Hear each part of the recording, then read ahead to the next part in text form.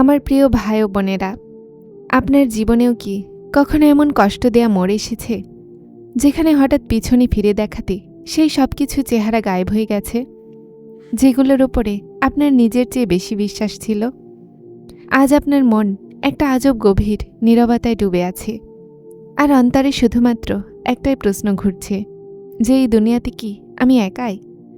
আমি জানি, যখন আপনজনেরা সাথ ছেড়ে যায় তো মানুষ শুধুমাত্র মানুষের স্মৃতিতে একা হয় না, বরং তার নিজের উপরেও বিশ্বাস ভাঙতে লাগে। সেই অস্বস্তি আর অস্থিরতা মানুষকে ভিতরে ভিতরে শেষ করতে লাগে। কিন্তু থামুন, আপনি কি কখনো এই একাকিত্বের পিছনে লুকানো দুনিয়ার ইশারাতে লক্ষ্য করেছেন? আল্লাহ তাআলা যখন কোনো বান্দাকে দুনিয়ার ভিড় থেকে বের করে একা করেন, তো তিনি তার জীবনে কিছু এমন বিশেষ ইশারা পাঠান যেগুলোকে আমরা আমাদের অজ্ঞতার শাস্তি ভাবি। যদিও সেই ইশারা তাদের জন্য হয় যাদেরকে আল্লাহ নিজে সামলাতে চান। আজকের এই ভিডিওতে আমরা এই রুহানি নিজামের কথা বলবো, আর আমি আপনার সামনে সেই 3টি বড় ইশারা বলবো যা এটা প্রমাণ করে যে যখন দুনিয়ার সমস্ত সম্পর্ক চলে যায় তো আসলে খালিক আপনার কতটা নিকটে থাকেন। চলুন শুরু করি ওই প্রথম ইশারা দিয়ে, যেটাকে বোঝার পরে আপনার আর কখনো কারো যাওয়ার আফসোস হবে না। একটা খুব বড় রহস্য দিয়ে কথাটাকে বুঝি। যখন কেউ কোনো খুব সুন্দর ছবি বানাতে চায় আর তার হাতে আগে থেকে কিছু খারাপ অথবা ফালতু দাগ টানা আছে, তো সে সবচেয়ে প্রথমে কি করে? সে সেই পুরনো দাগগুলোকে মুছে ফেলে, যেন একটা নতুন আর আকর্ষণীয় ছবি বানাতে পারে। ঠিক এভাবেই আমাদের জীবনেও একটা নিজাম আছে। যখন আল্লাহ তাআলা আপনার তাকদীরের একটা খুব সুন্দর স্কেচ বানাতে লাগেন, তো তিনি আপনার জীবন থেকে ওই সমস্ত মানুষদেরকে আর ওই সমস্ত সম্পর্কগুলোকে মুছতে শুরু করে দেন যা আপনার ভবিষ্যৎকে খারাপ করতে চায়। আর এটাই ওই সময় হয় যখন দুনিয়ার সবচেয়ে বড় ইশারা প্রকাশ পায়। সেই প্রথম ইশারা হলো এটা যে আল্লাহ তাআলা আপনার জীবন থেকে মানুষদেরকে বের করেন না, বরং তিনি আপনার জন্য তার মনে জায়গা বানান। আসলে আমাদের মন একটা পাত্রের মতো। যখন এই পাত্র দুনিয়ার ক্ষণস্থায়ী আশ্রয়, মিথ্যা আশাগুলো আর স্বার্থের সম্পর্কে ভরপুর আছে, তো এটাতে খালিকের জন্য সত্য ভালোবাসার জায়গায় থাকে না। আমরা মাখলুককেই নিজের সব কিছু মেনে নিই। আল্লাহ যখন তার কোনো বান্দাকে দুনিয়ার ভিড় থেকে নির্বাচন করতে চান, তো তিনি তার আশেপাশে থেকে সেই সমস্ত দুর্বল আর ক্ষণস্থায়ী আশ্রয় সরিয়ে দেন যেগুলোর ওপরে সে অন্ধবিশ্বাস করেছে। কেন? যেন যখন আপনি পড়েন তো যেন কোনো মানুষের পায়ে না পড়েন, বরং শুধুমাত্র আপনার মালিকের সেজদায় পড়েন। এই পুরো নিয়মকে আল্লাহ তাআলা কোরআন পাকের সূরা বাকারার আয়াত 216-তে বলেছেন। আর হতে পারে তুমি কোনো জিনিসকে অপছন্দ করো আর সেটা তোমার জন্য কল্যাণকর। এখন একটু প্র্যাকটিক্যাল হয়ে ভাবেন। এটার মানে এটা যে যেই বিচ্ছেদকে আজ আপনি ক্ষতি ভাবছেন সেটা কোনো শাস্তিই নয়, সেটা তো আল্লাহ তাআলার একটা কুফিয়া নিজাম যা আপনাকে কোনো বড় ক্ষতি থেকে বাঁচাচ্ছে। যখন দুনিয়ার সমস্ত রাস্তা বন্ধ পাওয়া যায় তখনই তো রাস্তা খোলার মজেজা দেখা যায়।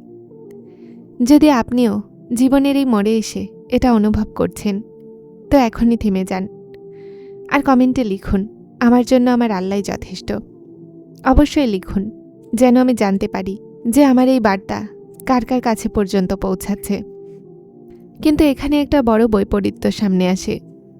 যদি এই সব কিছু আমাদের ভালোর জন্য হচ্ছে আর আল্লাহ আমাদেরকে পাক করছেন, তো এই সময় মনের ভিতরে তীব্র ভয়, অস্থিরতা আর ক্লান্তি কেন আছে? শেষমেশ কেন ভিতর থেকে এতটা ভারী লাগে?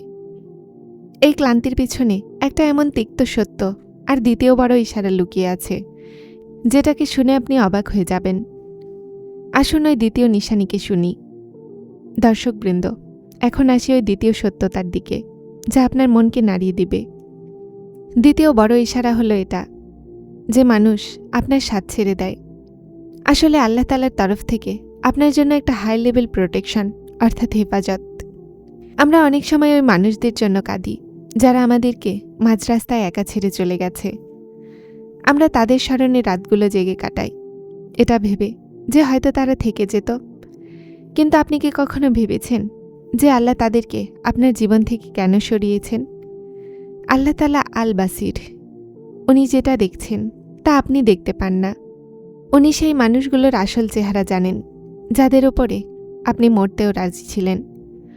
হয়তো সেই ব্যক্তি আপনার জন্য একটা এমন বিষ হতে চলেছে যা আপনার দুনিয়া আর আখিরাত দুটোই ধ্বংস করে দিত। আল্লাহ সেগুলোকে আপনার থেকে দূরে করে আসলে আপনার ওই নীরব দোয়াগুলোর জবাব দিয়েছেন, যা আপনি কখনো চেয়েছিলেন যে ইয়া আল্লাহ, আমাকে প্রতিটা ওই ক্ষতি থেকে দূর করে দিন, যা আমার জন্য উত্তম নয়। আপনি যেটাকে আপনার দুর্ভাগ্য ভাবছেন সেটা আসলে আল্লাহর দয়া। এই কথাকে ছোট্ট একটা উদাহরণ দিয়ে ভাবুন।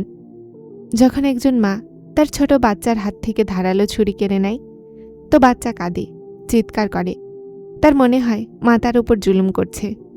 সে এটা জানে না যে মা তার থেকে কোনো খেলনা কেড়ে নেয়নি, বরং তার হাত কাটা থেকে বাঁচিয়েছেন। ঠিক এভাবেই আল্লাহ আমাদের জীবন থেকে মানুষকে সরিয়েছেন, তো তিনি আপনার হাত থেকে ওই ছুরিগুলোকে কেড়ে নিচ্ছেন, যা আপনার রুহকে জখম করতে চলেছিল। মানুষের যাওয়া এই কথার ইশারা যে আল্লাহ আপনাকে আপনার আসন্ন বিপদ থেকে বাঁচিয়েছেন, তার নিকটবর্তী করে নিয়েছেন। এখন আপনিই বলুন, যে কোনো মানুষের সঙ্গ এত দামি ছিল যে আপনি তার জন্য আপনার রবের এই হেফাজতকে অস্বীকার করতেন? দর্শক, এখন এসে গেছে ওই শেষ সত্য, যা আপনার একাকিত্বকে সারা জীবনের জন্য একটা খুব সুন্দর শান্তিতে বদলে দিবে। তৃতীয় ইশারা হলো এটা যে যখন আপনি একদম একা থেকে যান, তো এই সময় আপনাকে দুনিয়ার থেকে ভেঙে সবচেয়ে বড় শক্তির সাথে জোড়ার জন্য। আমাদের সবচেয়ে বড় দুর্বলতা হলো আমরা উপরে তো বলি যে ইয়া আল্লাহ, আপনিই যথেষ্ট, কিন্তু ভেতরে ভেতরে আমাদের একটা আশা এখনও থাকে যে যদি সেই ব্যক্তি ফিরে আসতো, যদি আমার মূল্য দিত। মনে রাখুন, যতক্ষণ মানুষের অন্তরে আশা বাকি থাকবে, ভেতরের দুঃখ শেষ হবে না। আল্লাহ যথেষ্ট তখন যখন আপনার মন দুনিয়ার প্রতিটা মানুষের থেকে একদম হতাশ হয়ে শুধুমাত্র নিজের খালিকের সিদ্ধান্তে খুশি হয়ে যায়। এই নিয়মকে আল্লাহ তাআলা সূরা বাকারার আয়াত নম্বরে বলেছেন। আর যে আল্লাহর উপরে ভরসা করে, আল্লাহ তার জন্য যথেষ্ট হয়ে যান। আমি চাই যে আপনি আপনার এই মনের বোঝা এখনই হালকা করুন। এখনই কমেন্টে লিখুন, ইয়া আল্লাহ, আপনি আমার জন্য যথেষ্ট। এখনই সিজদাতে যান। আপনার সব দুঃখ আপনার খালিককে বলুন, আর মন থেকে বলুন, ইয়া আল্লাহ, আপনি ছাড়া আমার কেউ নেই, আর আমার জীবনের জন্য আপনিই যথেষ্ট।